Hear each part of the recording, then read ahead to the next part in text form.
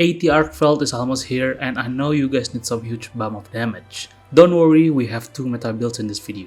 One for general use and one is specific for Arkveld or monsters that can do power clash. Before we get right into it, keep in mind this is a meta build, so no more budget alternative or budget charms. This is it, assuming you guys grind enough to get the stuff you need for this build after a few months, and then you can proceed with this build. For starters, we need a fully reinforced element-focused Gokma Artian with at least one Sharpness EX, and its active skills such as Gormagala's Tyranny and Lord Soul. Yes, this is the highest efficiency you can get for Sword and Shield. Gore skills is that efficient that gives you affinity, and Lord Soul is just a great buff of damage. Combined, both of them works as if you have a bonus attack boost or crit eye just from equipping an armor and the weapon. Gormagala's Tyranny gives you 15% affinity when you cure the Frenzy Virus, and add another 10% affinity with Antivirus level 3. So that's a free 25% affinity just from hitting. Lord Soul gives you 5% bonus damage when equipping all the Apex's Gamma armor from Arch Temperadao, Nudra, Uduna, and Jindahad. And then we're gonna use 2 pieces of Guardian Rathalos armor that's already transcended. We will need the Rathalos Flare 1 set bonus for this build.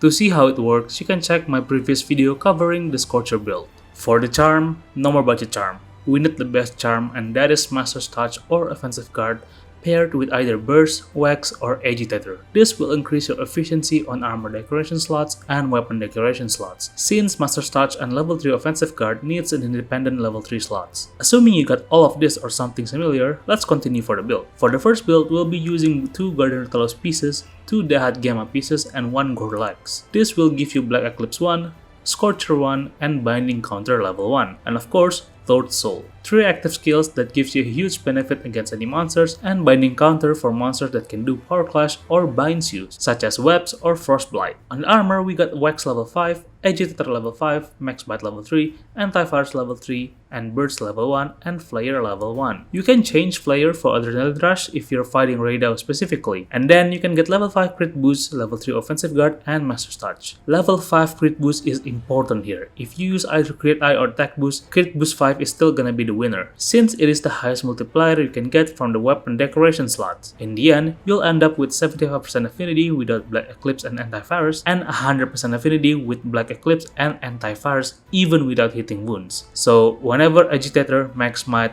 Black Eclipse, Antivirus activated and you're hitting the weak spots, it's basically 100% affinity all the time. This build deals damage based on how much you're hitting the weak spots, and then getting all the Scorcher procs from your Sword and Shield, so try to keep up the momentum when using this build. The second build will revolve around 2 Guardian Rathalos armor and 3 Dahad Gamma armor. This time, we won't be using Gore or Lord Soul. Instead, we will be using Jin Dahad's Revolt and whatever group skill you want to use. The reason why we don't need Lord Soul on the weapon is because we will be using 3 Dahad Gamma that already gives you Lord Soul. You will get Binding Counter level 2 and Scorcher level 1. So no affinity bonus from Gore and Antivirus, which hurts a lot, but for this build specifically, I suggest you to use Affinity EX on your Gokma Artian weapon for a 10% affinity bonus on the weapon, which already good enough. The reason why this build is so strong is because Binding Counter level 2 gives you plus 50 damage after a power clash or escaping from bind debuff for a whole 90 seconds. That is a huge flat increase in the middle of the hunt. Against 9-star Arkveld, you can get 2 power clash and at least 1 pin,